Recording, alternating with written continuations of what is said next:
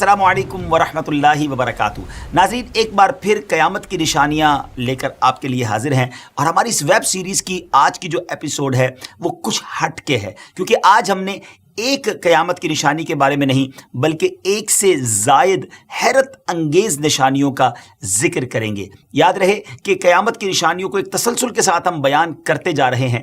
اب تک ہم نے جتنی بھی نشانیوں پر گفتگو کی ہے ان میں سے کچھ ہو چکی ہیں، کچھ ہو رہی ہیں، اور کچھ کو ابھی ہونے میں وقت باقی ہے۔ ناظرین، ان میں کچھ نشانیاں ایسی بھی ہیں کہ جن پہ اندازے لگائے جا رہے ہیں کہ وہ ہو چکی ہیں یا ہونا باقی ہیں یا اس کا کچھ حصہ ہو چکا ہے۔ اس طرح کچھ نشانیوں میں ایک نشانی حدیث پاک میں ارشاد فرمائی گئی کہ قیامت کے نزدیک مردوں کی کمی اور عورتوں کی کثرت ہوگی۔ اب اگر کچھ پیچھے یعنی 80 یا 100 ایئرز پہلے چلے جائیں، 80-100 سال پہلے جائیں، تو اس وقت ہونے والی ایک ریسرچ سروے کو دیکھیں تو زیادہ تک رپورٹس میں مردوں اور خواتین کی جو تعداد تھی وہ ایکول بتائی جاتی تھی، یعنی آلموسٹ 50-50% تھے۔ لیکن اگر آپ اس کرنٹ ایرا کی بات کریں، اس دور کی بات کریں، تو آپ دیکھیں گے کہ یہ ڈفرنس جو مرد اور عورت کی تعداد میں پہلے بہت کم تھا اب وہ بڑھتا جا رہا ہے، یعنی مرد جو ہے وہ کم اور عورتیں زیادہ ہوتی چلی جا رہی ہیں۔ حدیث پاک میں آتا ہے کہ صحابی رسول حضرت انس رضی اللہ تعالیٰ عنہ فرماتے ہیں کہ میں نے نبی پاک علیہ الصلوۃ والسلام کو فرماتے سنا کہ قیامت کی نشانیوں میں سے یہ ہے کہ علم اٹھا لیا جائے گا اور جہالت بڑھ جائے گی، بدکاری شراب خوری بڑھ جائے گی، اور مرد کم ہو جائیں گے اور عورتیں زیادہ ہو جائیں گی، حتیٰ کہ 50 عورتوں کا ایک مرد دیکھ بھال کرنے والا ہوگا، ایک مرد منتظم ہوگا۔ اللہ اکبر! جی ہاں، ایسا وقت قیامت سے پہلے آنا ہے۔ غور کیجئے کہ ایک مرد کے پاس جب 50 عورتوں کی دیکھ بھال کی ذمہ داری ہوگی تو اس وقت مردوں کی کتنی کمی ہوگی اور عورتیں کس قدر زیادہ ہو گئی ہوں گی۔ حدیث پاک میں جو فرمایا گیا کہ ایک مرد 50 عورتوں کا انتظام کرنے والا ہوگا، اس سے مراد یہ نہیں ہے کہ ایک مرد 50 اس کی بیویاں ہوں گی، کیونکہ یہ تو حرام ہے۔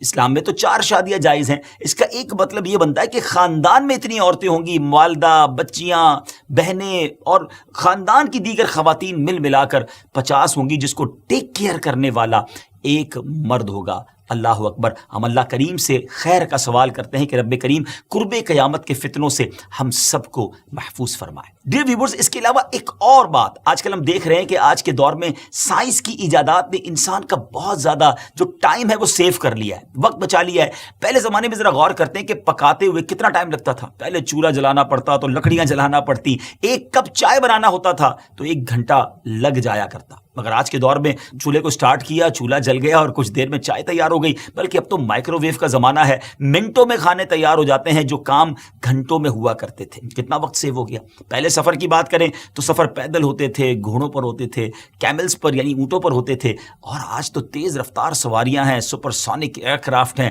یہاں تک کہ 3 گھنٹے میں اپروکسیمیٹلی ایک بر اعظم سے دوسرے بر اعظم میں بندہ پہنچ جاتا ہے۔ 5-7 دن کے اندر پوری دنیا کا چکر لگا سکتا ہے۔ کچھ صبح کا ناشتہ کسی ملک میں کرے اور لنچ کسی ملک میں اور ڈنر کسی اور ملک میں ہو جاتا ہے۔ اتنا فاسٹ ٹریول ہو رہا ہے۔ آپ ذرا غور کیجئے، ان تمام ترقیوں سے کتنا ٹائم سیو ہو گیا، لیکن اس کے باوجود یہ رونا ہے کہ وقت نہیں ملتا، فرصت نہیں ملتی۔ ایجادات نے جو ٹائم بچایا، جو ان انوینشنز نے ٹائم بچایا، وہ گیا کدھر؟ وہ ٹائم کہاں چلا گیا؟ ان سب کا ایک ہی جواب ہے کہ وقت سے برکت اٹھ گئی ہے، اور یہ وقت کی بے برکتی بھی قیامت کی ایک نشانی ہے۔ جی ہاں، sign of the day of judgement میں سے ایک سائن یہ بھی ہے کہ قیامت کے قریب وقت میں برکت نہیں رہے گی۔ نبی پاک علیہ الصلوۃ والسلام نے حدیث پاک میں ارشاد فرمایا، حضرت انس رضی اللہ عنہ فرماتے ہیں کہ رسول پاک علیہ الصلوۃ والسلام نے فرمایا قیامت قائم نہ ہوگی جبکہ زمانہ جلدی گزرنے لگے گا۔ 1 سال 1 مہینے کی طرح ہوگا، 1 مہینہ ہفتے کی طرح، اور ہفتہ 1 دن کی طرح، اور دن 1 گھڑی کی طرح گزر جائے گا، اور 1 گھڑی آگ سلگانے کی طرح۔ اب ذرا اس کا مطلب سمجھیے ناظرین کہ وقت اس طرح جلدی سے گزرے گا اور زمانے اور وقت میں برکت نہ رہے گی۔ انسان ایک کام بھی نہ کر سکے گا کہ دن ختم ہو جائے گا۔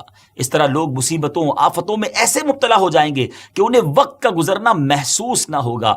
اب تو آپ کو بھی اس کا اندازہ ہوگا ناظرین کہ مصیبت کا زمانہ اگر احساس کیا جائے تو بہت لمبا محسوس ہوتا ہے، اگر احساس ہی نہ رہے، ہوش اڑ جائے تو وقت کا گزرنا محسوس ہی نہیں ہوتا۔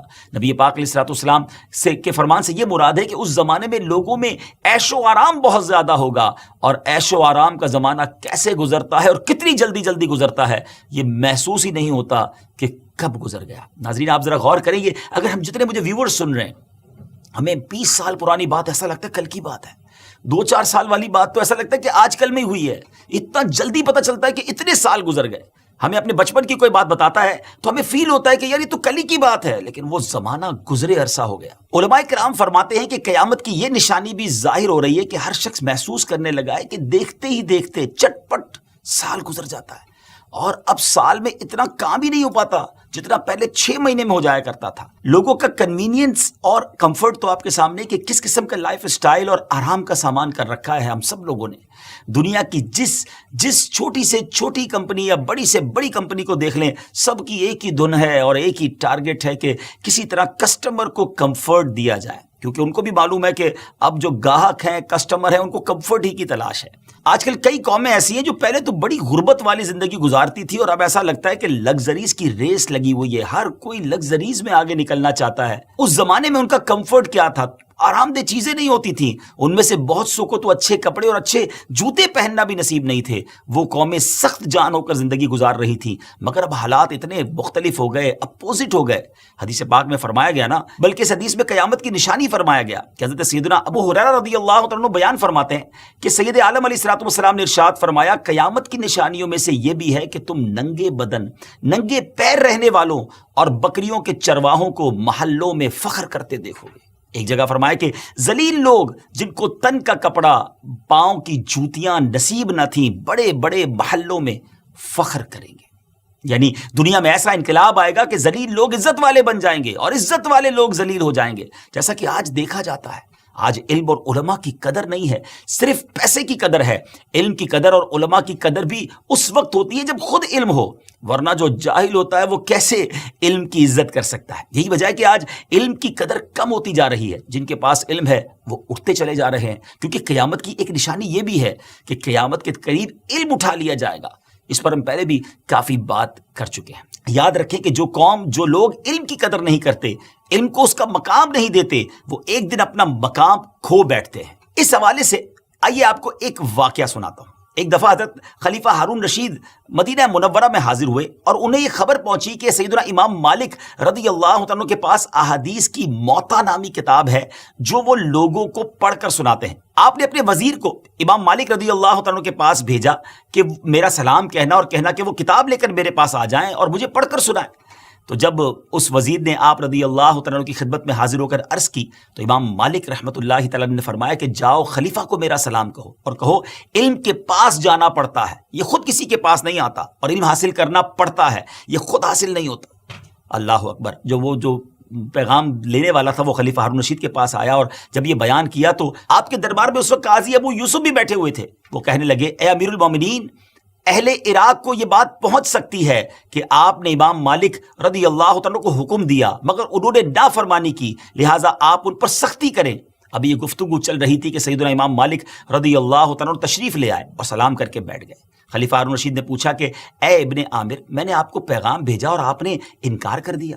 تو آپ رضی اللہ تعالیٰ نے فرمایا، سیدنا زید بن ثابت رضی اللہ تعالیٰ سے مروی ہے کہ رسول پاک علیہ الصلوۃ والسلام کی بارگاہ میں وحی میں لکھا کرتا تھا، میں نے یہ آیت مبارک لکھی، لا یستوی القاعدون من المؤمنین والمجاہدون، یعنی برابر نہیں وہ مسلمان کے جہاد سے بیٹھے رہیں اور وہ کہ جہاد کرتے رہیں. اس وقت سیدنا ام ابن مکتوم رضی اللہ تعالیٰ عنہ نبی پاک علیہ الصلوۃ والسلام کی خدمت میں حاضر تھے. انہوں نے عرض کی کہ حضور، میں ایک نابینا ہوں، معذور شخص ہوں، اور آپ جانتے ہیں کہ اللہ پاک نے اپنی راہ میں لڑنے کی بہت فضیلت ارشاد فرمائی ہے. تو نبی پاک علیہ الصلوۃ والسلام نے فرمایا کہ میں اپنے اندازے سے نہیں جانتا کہ معذور کیا کرے.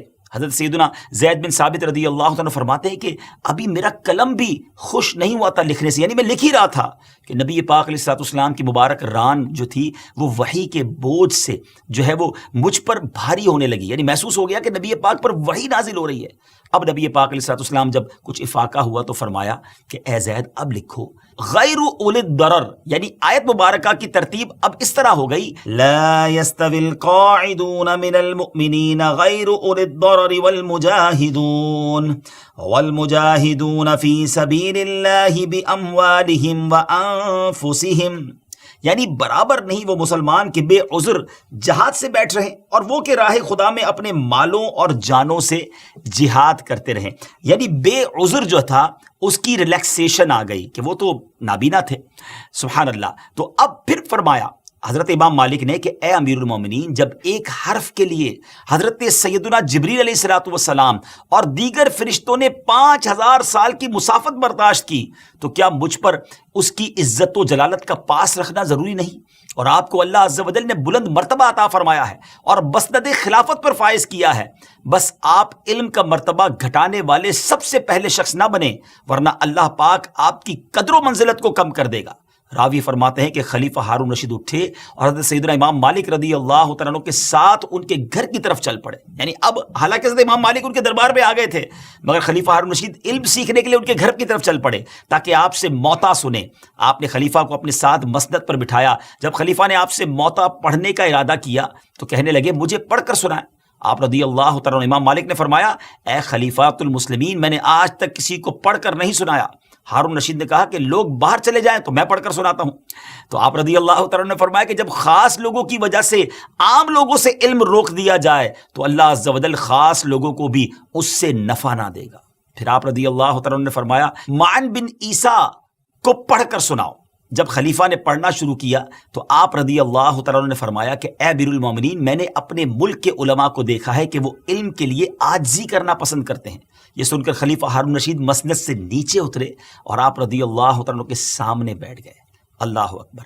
پہلے کے خلیفہ بھی کیسے تھے اور کس طرح علماء کرام حق بات کیا کرتے تھے۔ آپ نے دیکھا کہ امام مالک نے خلیفہ ہارون کو فرمایا اور آپ کو اللہ نے بلند مرتبہ عطا فرمایا اور مسند خلافت پر فائز کیا ہے، بس آپ علم کا مرتبہ گھٹانے والے سب سے پہلے شخص نہ بنے، ورنہ اللہ پاک آپ کی قدر و منزلت کو کم کر دے گا۔ ذرا سوچئے کہ کیا علم کی جو قدر کی کمی ہمارے دلوں میں ہو گئی ہے، کہ ایسا تو نہیں کہ یہ علم کی دوری کی وجہ سے، کیونکہ علم سیکھنے کا شوق ہی نہ رہا۔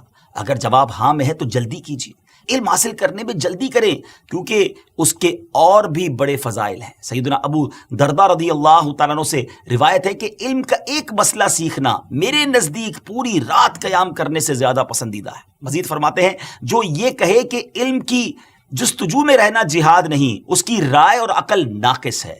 اللہ اکبر! اور اگر آپ کی عمر بڑی ہو گئی ہے تب بھی شرمائے نہیں، کیونکہ حضرت سیدنا قبیصہ بن مخارق رضی اللہ تعالیٰ عنہ فرماتے ہیں کہ میں نبی پاک علیہ الصلوۃ والسلام کی بارگاہ میں حاضر ہوا تو آپ نے مجھ سے فرمایا اے قبیصہ کیسے آئے؟ میں نے عرض کی میری عمر زیادہ ہو گئی ہے اور میری ہڈیاں نرم ہو گئی ہیں، میں آپ علیہ الصلوۃ والسلام کی خدمت میں اس لیے حاضر ہوا ہوں کہ آپ مجھے کوئی ایسی چیز سکھائیں جو میرے لیے مفید ہو۔ تو آپ علیہ الصلوۃ والسلام نے فرمایا اے قبیصہ، تم جس پتھر یا درخت کے قریب سے بھی گزرے اس نے تمہارے لیے استغفار کیا۔ یعنی چونکہ وہ علم سیکھنے کے لیے آئے تھے تو پتھر اور درخت آپ کے لیے استغفار کر رہے تھے۔ تو بڑی عمر ہو جائے تب بھی بندے کو علم دین سیکھنا چاہیے، قرآن کا علم سیکھنا چاہیے، حدیث کا علم سیکھنا چاہیے، فرض علوم سیکھنے چاہیے، مگر آج لوگ علم دین سے دور ہیں اور علم دین کی طرف آنے کا شوق بھی ختم ہوتا جا رہا ہے۔ قیامت کی نشانی ظاہر ہو رہی ہے کہ ہر کوئی دیکھ رہا ہے کہ علماء، صلحاء، علم والے، دیندار مسلمان آج غربت و افلاس کا شکار ہیں اور دنیا میں پریشان نظر آتے ہیں،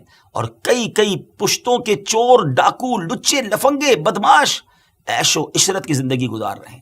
یہ تھا آج کا ایپیسوڈ جس میں ہم نے آپ کو مختلف نشانیوں کے بارے میں بتایا۔ ہماری ویب سیریز کی پچھلی ایپیسوڈز دیکھنے کے لیے ہمارے چینل کو سبسکرائب کریں تاکہ ہماری ہر آنے والی ویڈیو کو بھی آپ دیکھ سکیں اور پچھلی ویڈیو کو بھی دیکھ سکیں۔ اللہ پاک سے دعا ہے کہ ہمیں بھی علم دین حاصل کرتے رہنے کی توفیق عطا فرمائے۔ ناظرین، آج میں آپ کو ایک لنک بھی بتانا چاہتا ہوں۔ اسکرین پر آپ ایک لنک دیکھیں گے، یہ وہ ویب سائٹ ہے QuranTeacher.net، جہاں جا کر آن لائن علم دین حاصل کر سکتے ہیں۔ جی ہاں، ایک نہیں، دو نہیں، more than 30 کورسز ہیں۔ اپنی مرضی کے ٹائم کے مطابق آپ حدیث پڑھنا چاہتے ہیں، قرآن پڑھنا چاہتے ہیں، تفسیر پڑھنا چاہتے ہیں، بلکہ درس نظامی کرنا چاہتے ہیں، تو اب گھر بیٹھے اپنی مرضی کے وقت کے مطابق دنیا میں جہاں کہیں ہیں آپ آن لائن علم دین حاصل کر سکتے ہیں۔ جب ہمارے فنگر ٹپس پر علم دین سیکھنا اتنا آسان ہو گیا تو پھر کیوں نہ ہم علم دین حاصل کر کے اپنے دلوں کو علم دین سے منور کریں۔ ہمیں بھی اپنی دعاؤں میں یاد رکھیے گا۔ السلام علیکم ورحمۃ اللہ وبرکاتہ۔